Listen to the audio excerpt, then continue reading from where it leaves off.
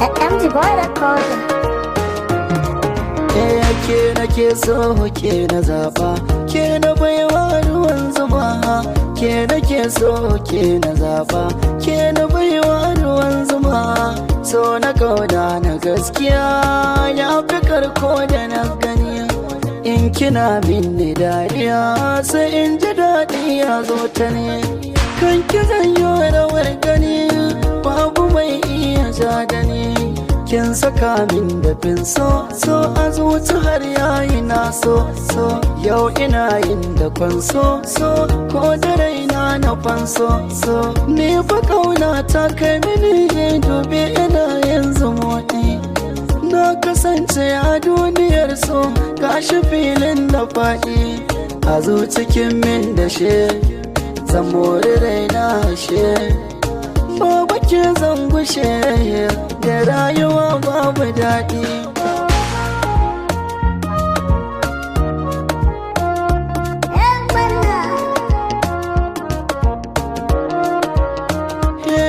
Na fahimci zancen ɗan adam mai wuyar kwatance wanda so ya sanya shi fariya shi yake da zance. Na gamo samari yake abota mata kawance ni da wacce na so yanzu ga mu zuwa maraice mai tafurta zancen an so iri-iri muna kamance. Zo ki bani soyayya zana baki soyayya, zo ki bani soyayya zana baki soyayya, ke na bawa yarda sai ki bani yardar soyayya.